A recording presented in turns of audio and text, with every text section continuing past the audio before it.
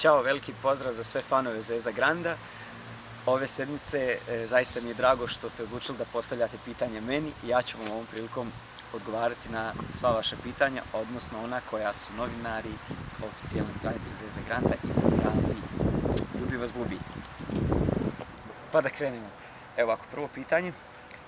Pozdrav od Nikoli iz Ljubljane. Bubi, mnogo te volimo u Ljubljani. Kada nam dolaziš i koliko ti se život promijenio od finala Zvezda Granda? Pa ovako, što se tiče Slovenije, uskoro idemo na slovensku turneju. Što se tiče nastupa u Ljubljani, to znaju menadžeri, tako da ću uskoro da objavim. A život se zaista promijenio za 720 stepeni, ne 360, nego 720. Ali ja sam sretan, zaista uživam u svemu ovome i pozdrav u Ljubljani. Sljedeće pitanje, Anida iz Sarajeva.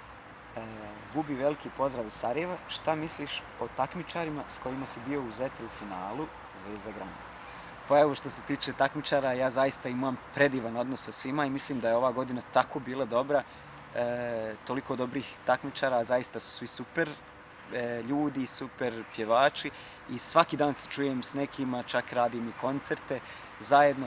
Tako da mislim da ću do kraja života da imam u svima njima velike prijatelje.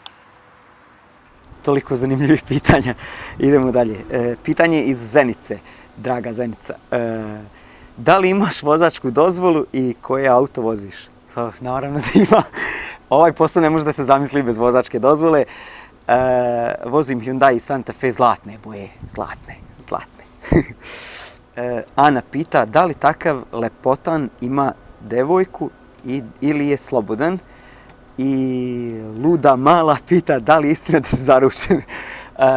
Trenutno nemam djevojku. Nadam se da ću imati jednu lijepu uskoro, da ću naći nekog ko će da mi se sviđa.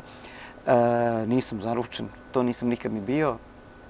I to se nadam da ću biti zaručen jednog dana, ali sad je najbitnija karijera, a to će sve da dođe na svoje. Sljedeće pitanje ide, kako izlaziš na kraj sa obožavateljkama?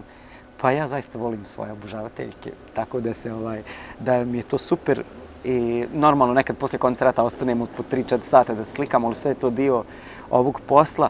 A vi znate da ja volim ovaj posao, uvijek sam nasmijan, sretan, tako da me uvijek raduje kada me obožavatelji čekaju, podržavaju, sa mnom pjevaju na koncertima i to je super. Bubi, poznat si naciji od ranije, zanima me da li ćeš promovisati u Grandu svoj prvi album Himne ljubavi koji si snimio kao tinejdžer i da li je ta pjesma posvećena nekoj djevojci, pita Jelena. Pa ovako, ja sam snimio tu prvu svoju baladu koja se zove Himne ljubavi i zaista je bila jako lijepo primljena i nadam se da ću je u skorije vrijeme da promovišem u Grandu i da će se dopasti svima u Grandu i naravno mojoj publici koju sam osvojio u ovom takmičenju. A pored toga bit će još mnogo novih pjesama i nadam se hitova. Bubi, ko ti je omiljeni član žirija? I još jedno pitanje uz to, koga bi izabrao za duet? Jelenu Karleušu, Anu ili Mariju? To pita Marija. Pa ovako, u takmičenju sam osvojio Marija skoro sve glasove, tako da ne bi mogao da izdvojim nekog omiljenog člana žirija. A što se tiče s kim bi snimio duet, pa naravno kad bi snimao brzu pjesmu, snimio bi se Jelenom. Kad bi snimao baladu, to bi sigurno bila Marija. I kad bi imao priliku da snimam neku pjesmu koja je u stilu Ane, zaista bi snimio i sa Anom. Ali eto, nekako Jelena je ta osoba koja me prva prepoznala u prvom krugu i osjetila to sve u meni i vidjela to finale. Tako da mnogo joj se zahvaljujem i ovom prilikom mnogo je pozdravljam i pitanje ti je super bilo. Evo ako, Tamara Kaselj pita da li bi voleo da snimiš duet sa svojim prijateljem Savom Perović i da li bi voleo da imaš koncert u Hrvatskoj. Pa Savo je zaista kreativna osoba i sjajan prijatelj i sigurno ćemo imati suradnju u budućnosti. Tome se svi raduju i u Grandu. A što se tiče koncerta u Hrvatskoj, jedva čekam koncert u Hrvatskoj jer zaista je tamo super. Često ljetujem tamo i radujem se tim nastupima. Nastavljamo dalje. Lejla Spahić pita, da li si srećan čovjek i šta je za sreću potrebno kod tebe? Pa ja sam presretan čovjek i što se tiče mene, za sreću je potrebno zdravlje, pažnja bližnjih i ljubav koju mi vi pružate u mojoj karijeri. Ja ću zaista uvijek biti sretan ako budem to imao. Naredno pitanje, da li si zadovoljan osvojenim 3. mjestom? Pa ovako, vi svi znate da sam ja puno ljubavi dao u ovo takmičenje i da uopšte nikako se nisam nekako osjećao kao da se takmičim, nego sam svaki nastup imao kao svoje koncerte i koje god mjesto da sam osvojio, ja bi bio zadovoljan, ja sam takva osoba, a 3. je zaista jedna velika nagrada i koje god mjesto da je bilo, ja bi bio zadovoljan. Tako je to. Anida Jusić pita koliko si očekivao od ovog takmičenja i koji nastup bi mogao izdvojiti kao najdraži.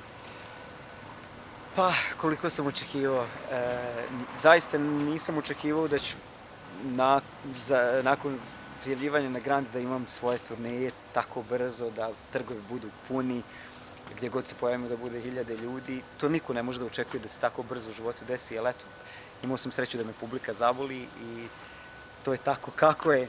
A koji mi nastup najdrži, a i bilo je stvarno nastupa.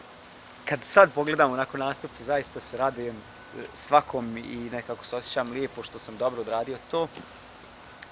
Ali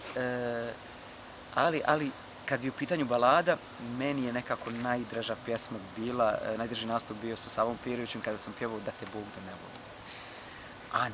A brza pjesma možda, Tako ti je mala moja kad ljubi u sanac ili Otkači sa mnom do ludila. Ta je bila ludilo. Yeah. Naredno pitanje od nickname. Kada nam dolaziš u Ameriku i da li bi se ikad oženio i živio u Americi? U Ameriku mislim da dolazim u februaru, a to da li bi se oženio i živio u Americi, to ne znam stvarno. Ko zna gdje će ja da završim? Ema Zukanović pita, Bubi, imam za tebe 2 pitanja. Kojeg će žanra biti tvoja nova pjesma i da li će biti rock ili ipak neka balada? A drugo pitanje, zašto si tako sladak? Ja znam zašto sam sladak. I veliki pozdrav iz Sarajeva od Eme. Pa ovako, što se tiče žanra, ako bude balada, bit će poput Da te Bog da ne volim, nešto tako jako, nešto što zaista zahtjeva te pjevačke, znači odricanje pjevačko. I ako bude brza, bit će nešto poput Otkači sa mnom do ludila, tako ste mi na mojoj stranici svi tražili. A zašto sam tako sladak, to pitaj mojih roditelja. Ne znam.